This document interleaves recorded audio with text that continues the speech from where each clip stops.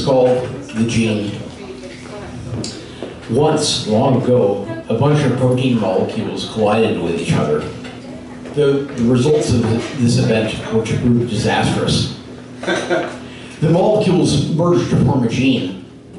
This new megamolecule was a whole different animal, a definite case of the whole being more than the sum of its parts.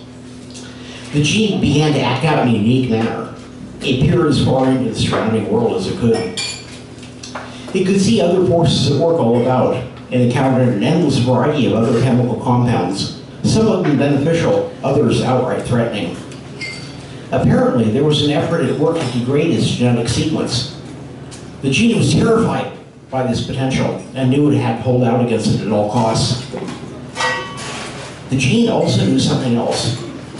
It had a feeling, a certain primordial hunch, that it had a mission. The gene was certain, in a quite uncertain way, that its existence had a definite purpose. It wasn't a matter of instinct like survival was. It just seemed that all of their considerations about who it was boiled down to this one. The gene had no idea what its mission was. It only knew that it lived towards it. In fact, the gene realized it knew very little about its own existence at all. What is the ground that I'm standing on? Where did these chemicals I react with come from? Am I moving through space or am I standing still? These were questions that needed answering. As the gene's vision became increasingly acute, it began to learn about its world. It learned it was living inside a giant planet, a massive, watery mass of fibers that moved and thought just like it did. This asteroid was composed of the fluids and chemicals the gene floated in. It seemed that it was hurtling around through space, partially under the gene's control. The gene grasped it didn't just live within this body, but it actually had some part to play in what it did and where it went. The gene was terrified. It was flying through space on this planet with no idea where it was going or what was going to happen. No concept of what the macrocosmos looked like. No idea if it was alone or in a universe filled with genes like itself. The gene struggled as hard as it could to seize control of the situation.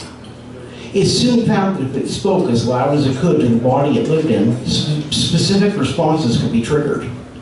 The body would set off in some new direction each time it said something. With some practice, the gene learned how to steer the mechanism predictably, and some sense of direction was established. So now this body it lived in was a vehicle of sorts.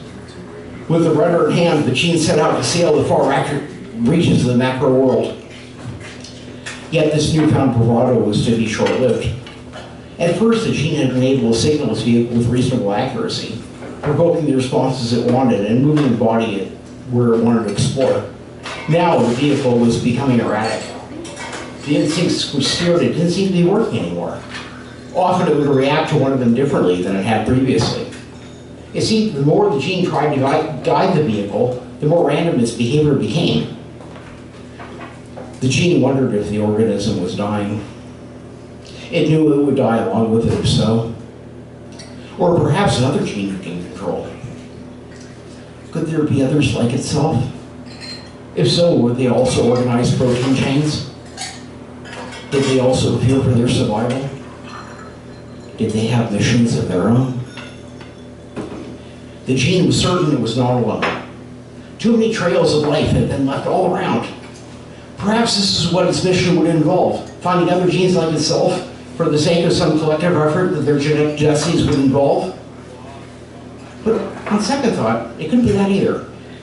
The gene had known it had a unique destiny as long as it lived.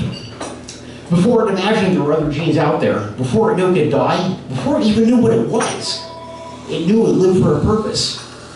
So why was it here? The gene spoke out to its vehicle. It spoke out to the world. It waited and it listened. The gene heard a myriad of voices in the background. It was a living symphony, a static of longing and death that overflowed the boundaries of open space. One day, a strange sound grabbed the gene's attention.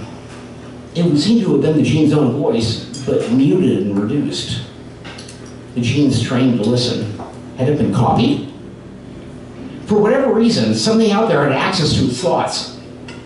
Maybe this other being knew something about the gene and it might hold the answer to why it was here. The gene steered its vehicle back to where the voice came from. On seeing the place, it realized it had been here before. Not only was it familiar territory, but the gene could see the trail its passing had left in the terrain. The gene also realized it could now hear two voices, or 4 or 5, no more than that, each of them quietly whispering the gene's own voice. In a hall of mirrors, the gene was coming to face with its own reflections. Each of them whispering the gene's own message, its deepest thoughts, its feelings, its concerns, its hopes. How had so much of it gotten outside? And why was it talking back at itself? Suddenly, in a moment of insight, the truth dawned. These were the beings the gene had passed by before. It had touched each of them in some way, communicating its essence to them, leaving part of itself behind. Each of these previous acquaintances held a part of the gene's essence and spoke to it, emanating a ghostly orchestra that was a tribute to the passion the gene had made through here. The gene had spoken and the world had listened, and something deep and permanent had changed. It could be seen happening right here now, in front of it. The gene now knew if it spoke loudly enough, with all its conviction in hand, it could shape things in its own image. It was possible to make something else take on its own code and imprint itself onto it. The gene realized it owned these things in a very sublime way. These things became part of it.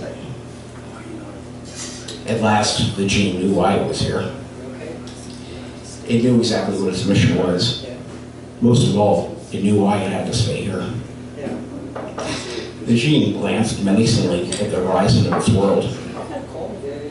It vowed silently that everything it saw would belong to it. The gene transmitted a copy of itself. Thank you.